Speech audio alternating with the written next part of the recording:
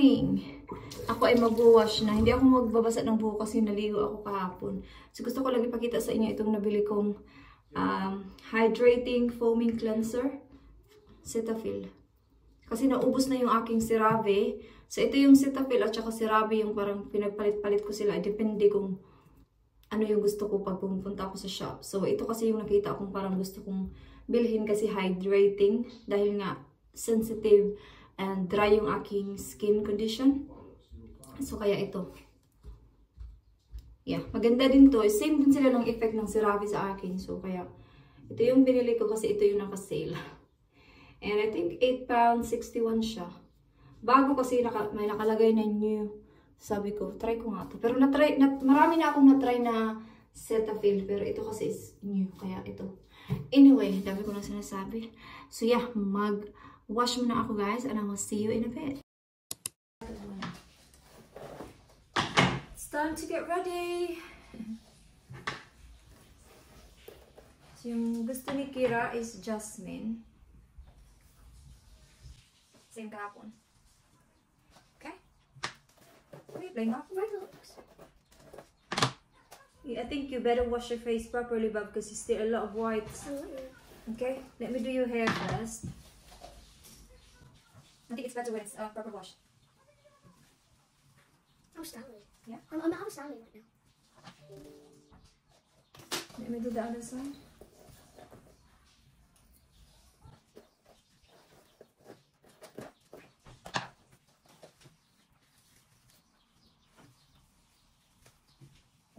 Madali ang makeup lang yan kasi nagmamadali na ako.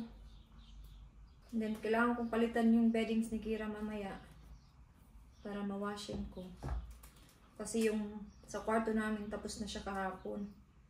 So, kay Kira na lang today. Okay, Bob, let me do the other side. Ito talaga yung buhay nanay sa umaga, no? Busy pag umaga ang nanay. Buti na lang wala akong pasok ng maaga. Kasi pag maaga yung pasok ko, ay naku. Rush talaga. Okay, let me do the other one. All done. Okay, tapos na. There you again. It's 8:15 now. Nakaalis na si Kira, so yung gagawin ko is magpapalit ako ng beddings niya. Kasi hindi ko nga siya napalitan kahapon. Tinanggal ko yung aking jacket kasi nainitan ako. Yeah. Para i-wash ko na. Hindi ko to tanggalin yung cover niya.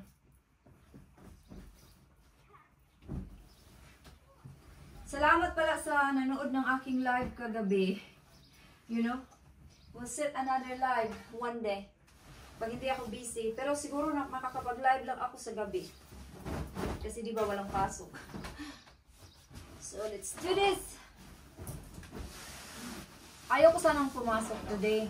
Nag-message ako na makipag-swap ako. Pero hindi daw siya available. Kaya okay lang. 2.5 hours lang din naman ako today. Pero marami kasi akong gustong gawin na napuputol-putol ba.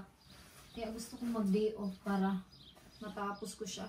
Ito kasi yung work ko din. Kasi papasok ka ng 11. Tapos may gusto kang gawin sa umaga, napuputol siya. So, kaya yung better na walang pasok para matapos.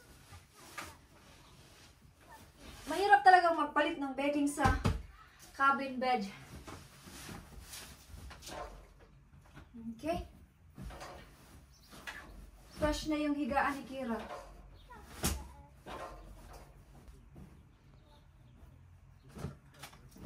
Para makapag-vacuum din ako dito. Ay, nahirapan ako doon. Grabe, sumakit yung dito ko sa kaka. Ganon. Kaya balak talaga namin bumili ng proper bed kay Kira kasi minsan hindi siya dito natutulog. Mahirap pa naman palitan nito. So tapos na. So ito yung towel niya pangligo. Ilagay ko yan dyan para mamayang gabi.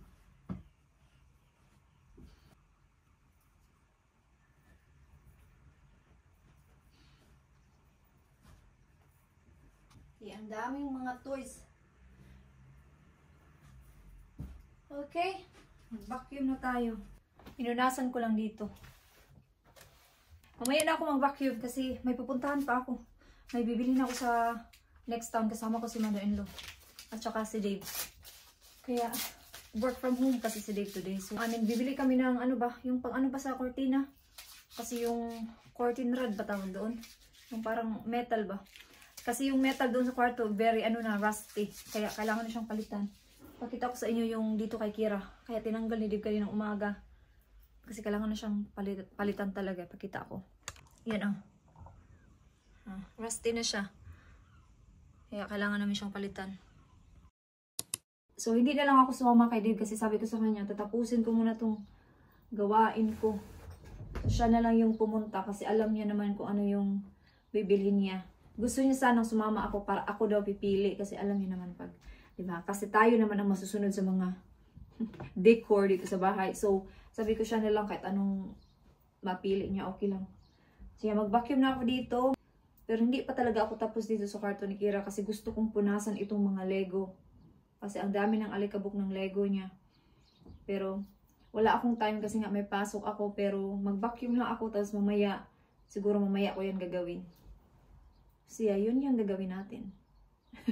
Kasi pag na-overwhelm kasi ako pag hindi ko nagagawa yung gawaing bahay ba, parang feeling ko ang dami kong gawin.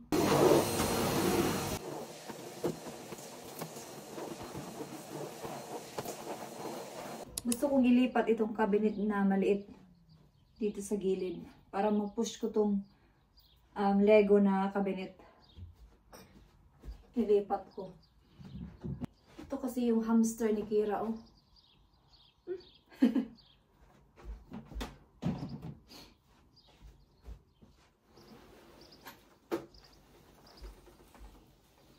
Nilipat natin siya dito sa gilid. So, ito na siya. Nalipat ko na dito. So, mas better kasi nausog ko na yung cabinet ng mga Legos niya. Ipakita ko sa inyo kasi mamaya pupunasan ko din yan. Pero, wala na akong time to do it now kasi syempre mag-relax pa ako tapos may work pa ako in 2 hours. May time pa naman pero mamaya ko na yan gagawin. Pakita ko sa inyo yung mga Lego niya. So ito yung mga Legos niya. Mamaya ayusin ko to. Diba tingnan nyo? Ang dami ni Kirang ang dami niya kasi mga Lego talaga. So punasan natin yan mamaya. Wait lang. Okay.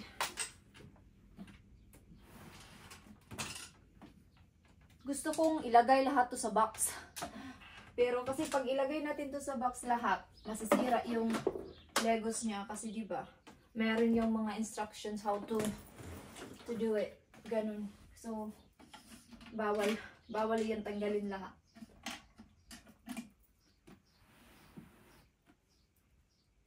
Yan.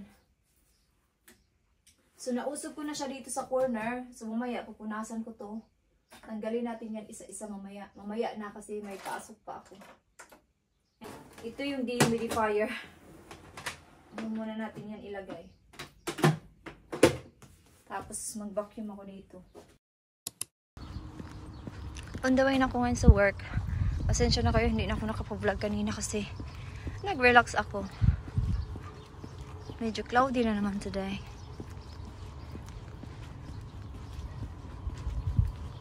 Nandito na ako ngayon sa labas. Maya pupunta na ako doon. Hindi ngayon busy for sure kasi hindi maganda yung panahon. Ito yung post office o dyan. So, ito lang yung aking fish and chips sa baba. 5. Pagkwenta na din na kayo para malaman. Hi guys! Gusto magtagalog. So kagagaling ko lang sa work. Dito ako sa bahay ng aking friend.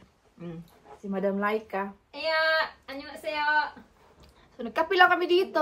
Well, nasa school pa si Kira. Nandun naman si Dave. So, siya yung magsusundo mamaya. Kape-kape lang muna.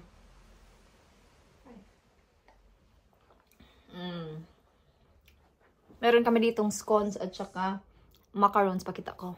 Yung pagkain namin. So, I'm home na. Hugasan ko lang muna tong isang plato. Si Kira din nandito na. Nandun siya sa sala. Nag-drawing. Si Divi nandun sa sala. So, yung lulutuin kong dinner mamaya is adobo. Nag-request kasi si Kira ng adobo. And then, nalagyan ko din ng itlog para mas masarap kasi gusto niya yun. Yun lang naman yung hugasan ko, 2 plato.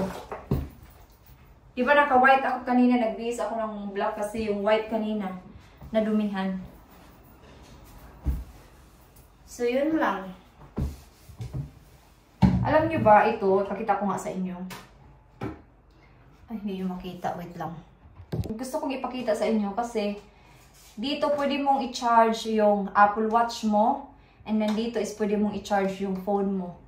Nabili yan kanina ni Dave sa, doon lang sa The Range, parang, hindi ko alam, parang 14 something ata. Yeah, maganda siya. Kasi kulay puti din. So, ilagay mo lang dito yung Apple Watch and then phone dito sa gilid. Yun o, nag-charge na silang dalawa, sabay. Meron din doon sa kwarto, sa Amazon din yun ni Dave nabili. Pero yung sa kwarto is kulay black. Sa phone lang talaga yung nasa kwarto, walang sa watch. So yan, mag-relax muna ako. Gusto kong kumain ng mangga. Kasi pumunta kanina si Dave sa Sainsbury's. So, sabi ko gustong-gusto ko yung mangga doon kasi hilaw pa talaga siya ba? Like ito, hilaw. Masarap i-sausaw sa bagoong. Kasi meron akong bagoong nung pumunta kami sa Brighton. So, marami pa siya. Kaya gusto kong kumain. Pero mamaya na lang kasi medyo busog pa ako kasi di ba nagkape nga kami. Nanghingi si Kira ng croissant. And then, nalagyan ko siya ng milk chocolate. Yeah. So, i-microwave ko to. Kasi gustong-gusto niya na yun. Nag-melt talaga yung chocolate. Tapos, ito din croissant. Nag-go-to now siya.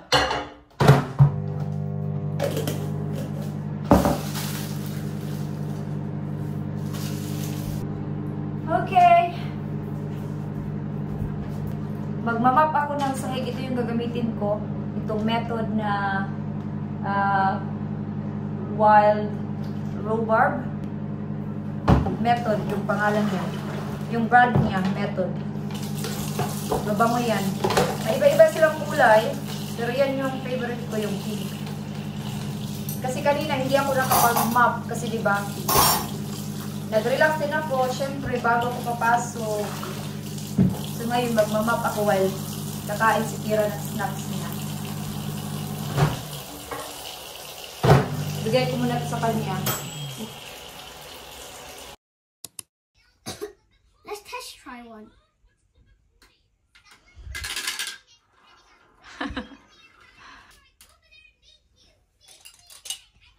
Tagal na yan, 3 years ago.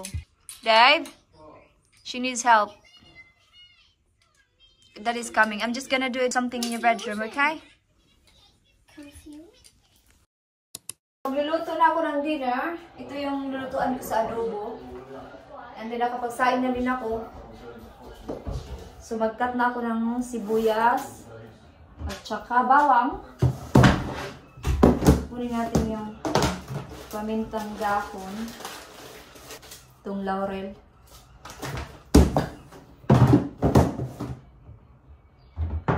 Itong chicken breast and chicken drumsticks. So yan yung gagamitin ko. Kasi ayoko kasi yung adobo na malaman. Gusto ko yung may bones or... After what? July 1. So today nga. Gamitin ko dapat siya today. Okay, perfect.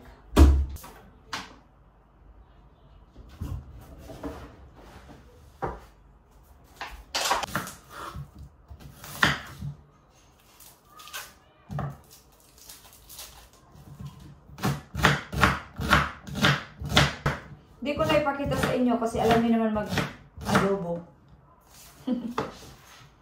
Mas easy na sa inyo mag-adobo kasi sa akin. Ako kasi gusto ko yung adobo na walang sabaw. Ayoko nang masabaw na adobo. Si Kira kasi gusto niya yung may sabaw. Kaya pagluto na, binibigay ko na sa kanya. Tapos yung akin, hinahayaan ko lang. Kasi gusto ko nga yung walang sabaw. Gusto ko yung nagmamantika na adobo. Tapos isaw-saw sa suka, yun. Yun yung aking gustong-gusto na adobo.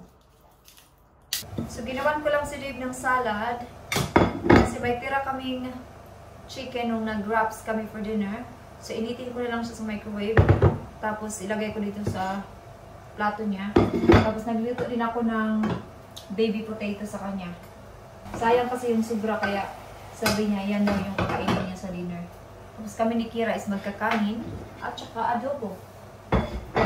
Excited na yan si Kira kumain. Lagyan natin ito sa microwave.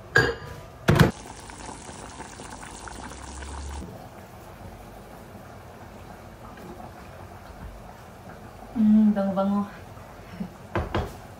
So, yan yung pagkain ni Dave. May potato salad. And then yung chicken na tira. Baby potatoes. Sarap ng dinner ni Dave. Oh. Jen is ready! So, nandun na yung food ni Dave. Si Kira, atat ng kumain. Kasi nga, paborito niya yung itong adobo. So, luto na siya. Pero marami pa rin siyang sabaw. Pero, bibigyan ko na siya. Then, yung akin is mamaya na pag wala ng sabaw. Bigay ko na ito sa kanya. Ito yung sa kanya, oh. Excited si Kira. Ay! Yung akin, mga half an hour pa to kasi medyo may sabaw pa talaga siya. So, tapos na akong kumain. Hindi ko na napakita sa inyo kasi nag-concentrate akong kumain. So, ngayon, iwashin ko itong mga puti. Di ba kasi nagpalit ako ng mga beddings ni Kira kanina. So, iwash ko muna siya bago ako mag-wash para mag-skincare. Skincare is life. Si Kira nasa bathroom na, naligo na.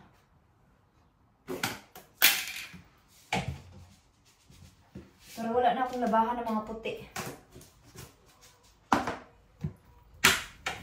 Tapos magtiti tayo or maybe magkakainin ko yung mangga.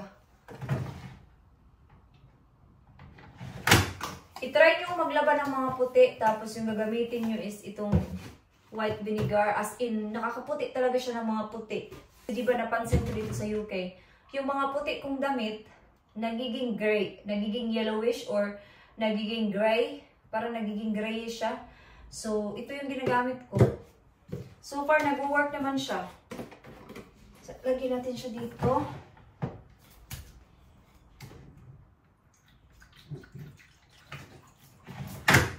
Yes, i-on natin to ng mga an hour para wala nang labahan. Bye-bye! So, ngayon is kailangan ko nang mag-wash. Pero syempre, tanggalin ko muna yung aking blush on, mga tira-tirang makeup. Tapos, makapag-skincare na tayo. Si Kira, nakaligo na din. Ako na lang.